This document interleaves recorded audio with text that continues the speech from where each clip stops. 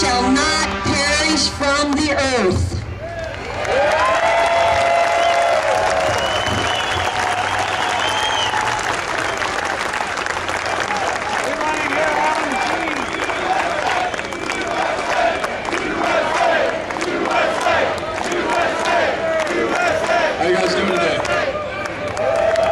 Welcome to our tea party. My name is Matthew Steer. Just to let you know, I also forgot my teleprompter at home, so I'm stuck reading these notes.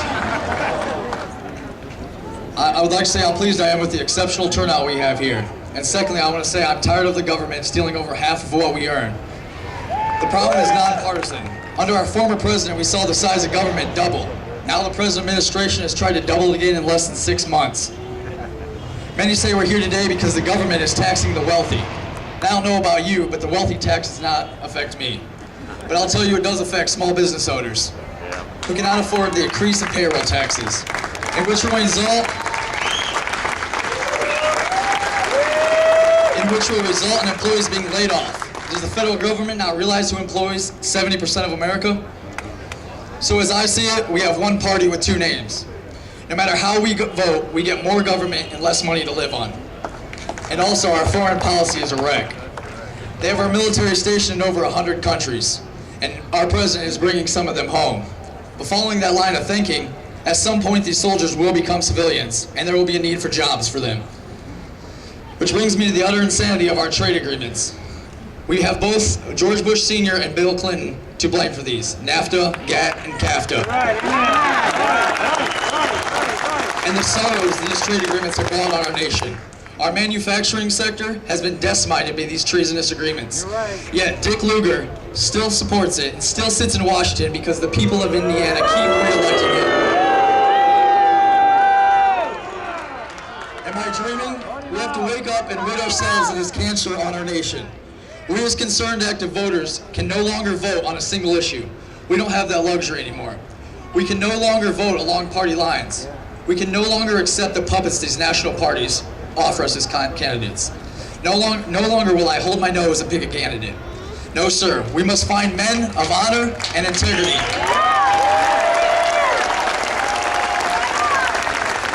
Men who will honor the oath of office to defend and uphold the Constitution of the United States. Don't forget if we cannot the find women. them men, we must run for office ourselves. And only then can we take back this nation to the vision of our founding fathers. If we do not act now, I don't even want to fathom what our nation will be like by the time I reach retirement, if I'm allowed one. Or by the time my children or grandchildren are entering this world. And in closing, I want to thank all of you wonderful patriots for your turnout today. We urge you to keep up this fight. We must join forces with groups to increase our footprint across this great nation. We must question the so-called leaders in office we know that are corrupt. This is just the beginning of our fight for freedom, both economically and personally. There are many groups represented here today. Go forth and network them to increase our numbers. Put your differences aside and unite with the common cause of freedom.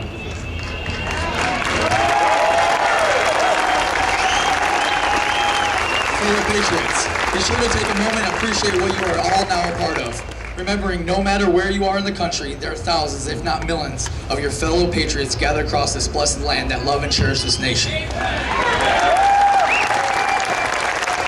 Take the time to skin across the faces gathered with you. They are your brothers and your sisters. Get to know them. And when the day is over, do not forget what brought us all here together. Remember those faces every day and that they were here to stand with you to fight for our country. Because only if we unite can we withstand and overcome this cruel, out-of-control beast we call our government.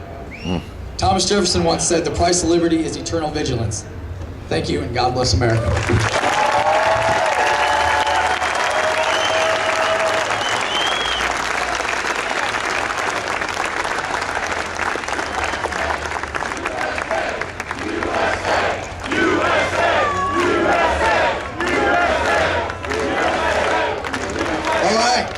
I've got some great news for everyone. In about 60 seconds, we're going to have Alan Keyes up here to start the keynote address.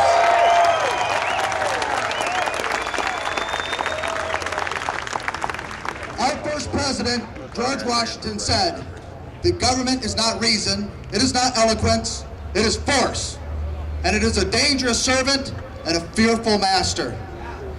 Thank goodness he said it back then instead of today, because Janet Neapolitano will probably want to round him up as a dangerous extremist.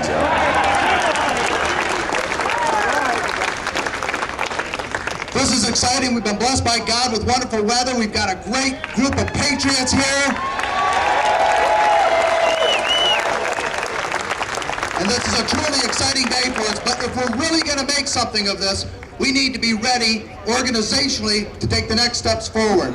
And that's why I'm going to encourage any of you who are here today to find Tom Harmon. Tom, are you out here? Can I have you raise your hand? There he is.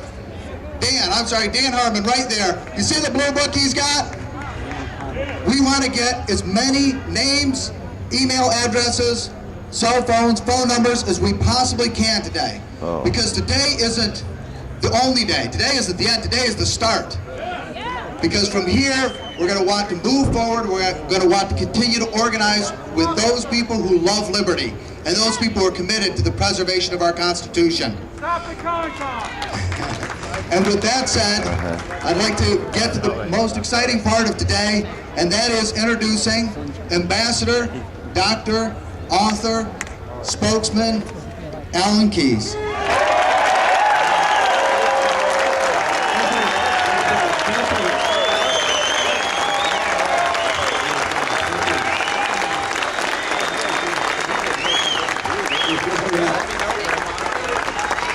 Thank you. I gotta tell you, I don't mean to be disagreeable, but being as how in the ups and downs of my work in public life, I've been to many rallies. And I'll tell you that at the ones where I show up and you don't, that's not exciting. So let me tell you, the most exciting thing about this day is not that I'm here, it's that you are. And that we are finally remembered as a people. Remembered from the depths of our heart, remembered with our actions, remembered with our sacrifices, remembered with our lives, that our way of life, that our form of freedom is not about leaders who lead us, it's about the people who make this nation what it is.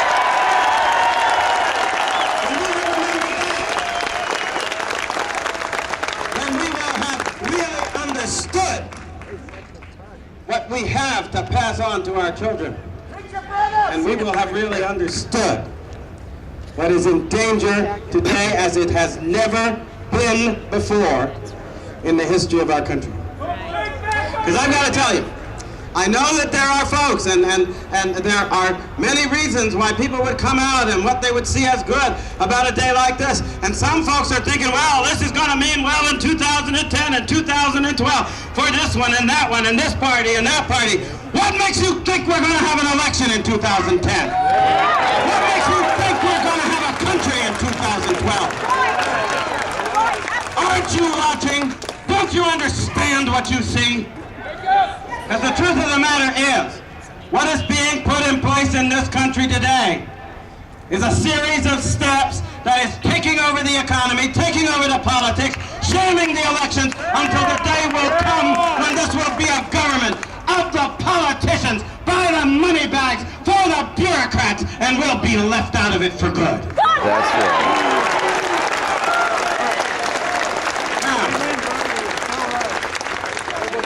We need to ask some serious questions about why we're here. Because wonderful as it is for folks to come together, and I wish we understood when the times were good that we need to come together just in order to make sure we know what our mind is. But I'm glad to see when things start going over the cliff, we wake up and say, well, we better get together and let our voices be heard, let our hearts be known. And as we do, we need to look at the circumstance that brought us here.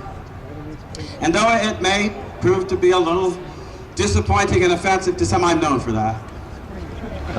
So I don't even know why I bother to apologize anymore. It's quite obvious that I'm incorrigible and I won't stop. Well,